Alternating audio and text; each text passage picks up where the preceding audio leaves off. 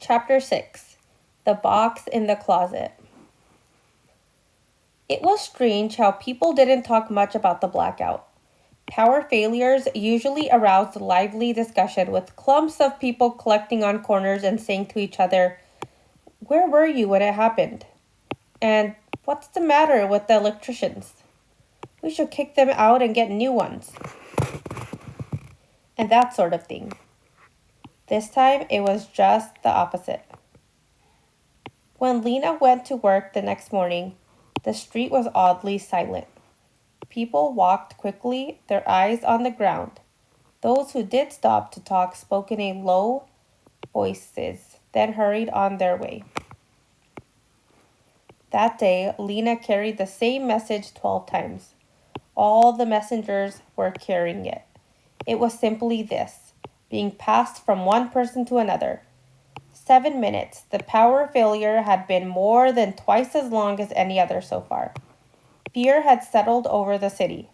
Lena felt it like a cold chill. She understood now that Dune had been speaking the truth on assignment day. Ember was in grave danger. The next day, a notice appeared on all the city's kiosks. Town meeting. All citizens are requested to assemble in Harkin Square at 6 p.m. tomorrow to receive important information. Mayor Lamander Cole. What kind of important information? Lena wondered. Good news or bad? She was impatient to hear it. The next day, people streamed into Harkin Square from all four directions, crowding together so close that each person hardly had room to move. Children sat on the shoulders of fathers. Short people tried to push toward the front. Lena spotted Lizzie and called a greeting to her. She saw Vindy Chance, too, who had brought her little brother.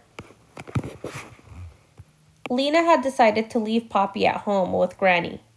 There was too much danger of losing her in a crowd like this. The town clock began to strike. 6 vibrating bongs rang out, and a murmur of anticipation swept through the crowd. People stood on tiptoe, craning to see. The door of the gathering hall opened, and the mayor came out, flanked by 2 guards. One of the guards handed the mayor a megaphone, and the mayor began to speak. His voice came through the megaphone both blurry and crackly.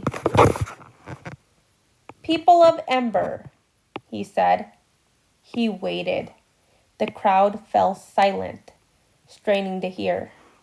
"People of Ember," the mayor said again. He looked from side to side. The light glinted off his bald head. "Our city has experienced some slight dysfunctionality. Times like this require passion, fresh all." "What did he say?" People whispered urgently. "What did he say? I couldn't hear him." "Slight difficulties," someone said, "requires great patience from us all. But I stand here today," the mayor went on, "to reassure you, difficult times will pass. We are of..." "What?" came the sharp whisper. "What'd he say?" Those near the front passed word back. "Making every effort," they said. "Every effort! Louder!" someone shouted. The mayor's voice blared through the megaphone, louder but even less clear. "Worse porcelain," he said. "Pink, Mushin pink, no Russian pink." "We can't hear you," someone else yelled. Lena felt a stringing around her. A muttering. Someone pushed against her back, forcing her forward. "He said we mustn't panic," someone said. "He said panic is the worst possible thing. No reason to panic," he said. On the steps of the gatherings hall, the 2 guards moved a little closer to the mayor. He raised the megaphone and spoke again. Solutions, he bellowed, are being found. Solutions, the people in the front called to the people in the back. Solutions are being found, he said. What solutions? Called a woman standing near Lena. People elsewhere in the crowd echoed what the woman had said. What solutions? What solutions? Their cry became a chorus, louder and louder. Again, Lena felt the pressure from behind as people moved forward toward the gathering hall. Jostling arms poked her, bulky bodies bumped her and crushed her. Her heart began to pound. I have to get out of here, she thought. She started ducking beneath arms and darted into whatever space she could find. Making her way toward the rear of the crowd, noise was rising everywhere. The mayor's voice kept coming in blasts of incomprehensible sound, and the people in the crowd were either shouting angrily or yelping in fear of being squashed.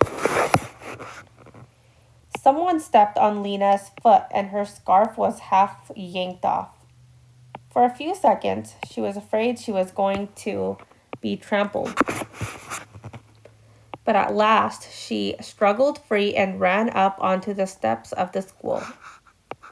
From there, she saw that 2 guards were hustling the mayor back through the door of the gathering hall. The crowd roared and a few people started hurling whatever they could find. Pebbles, garbage, crumpled paper, even their own hats. At the other side of the square, Dune and his father battled their way down Gilly Street. Move fast, his father said. We don't want to be caught up in this crowd. They crossed Broad Street and took the long way home, through the narrow lanes behind the school.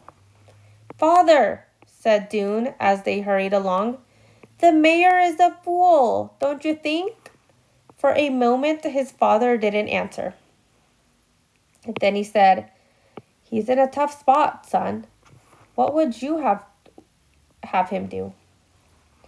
Not lie, at least, Dune said. If he really has a solution, he should have told us. He shouldn't have pretend he has solutions when he doesn't. Dune's father smiled. That would be a good start, he agreed. It makes me so angry the way he talks to us, said Dune. Dune's father put a hand on Dune's back and steered him toward the corner. A great many things make you angry lately, he said. For a good reason, said Dune. Maybe the trouble with anger is it gets a hold of you, and then you aren't the master of yourself anymore. Anger is. Dune walked on silently. Inwardly, he groaned. He knew what his father was going to say, and he didn't feel like hearing it. And when anger is the boss, you get, I know, said Dune, unintended consequences. That's right, like hitting your father in the ear with a shoe heel. I didn't mean to. That's exactly my point. They walked on down Pibb Street. Dune shoved his hands into the pockets of his jacket and scowled at the sidewalk. Father doesn't even have a temper, he thought. He's as mild as a glass of water. He can't possibly understand. Lena was running. She'd already dismissed the mayor's speech from her mind. She sped by people on Otterville Street, going back to open their stores, and overheard snatches of conversation as she passed. Expects us to believe, said one voice. He's just trying to keep us quiet, said another. Heading for disaster, said a third. All the voices shook with anger and fear. Lena didn't want to think about it. Her feet slapped the stones of the street. Her hair flew out behind her. She would go home. She would make hot potato soup for the 3 of them. And then she would take out her new pencils and draw. She climbed the stairs next to the yarn shop, 2 at a time, and burst through the door of the apartment. Something was on the floor just in front of her feet, and she tripped and fell down hard on her hands and knees. She stared. By the open closet door was a great pile of coats and boots and bags and boxes, their contents all spilled out and tangled up. A thumping and rattling came from inside the closet. Granny? More thumps. Granny's head poked around the edge of the closet door. I should have looked in here a long time ago, she said. This is where it would be, of course. You should see what's in here.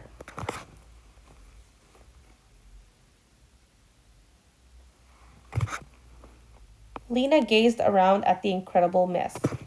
Into the closet had been packed the junk of decades, jammed into cardboard boxes, stuffed into old pillowcases and laundry bags, and heaped up in a pile so dense that you couldn't pull one thing out without pulling all the rest with it.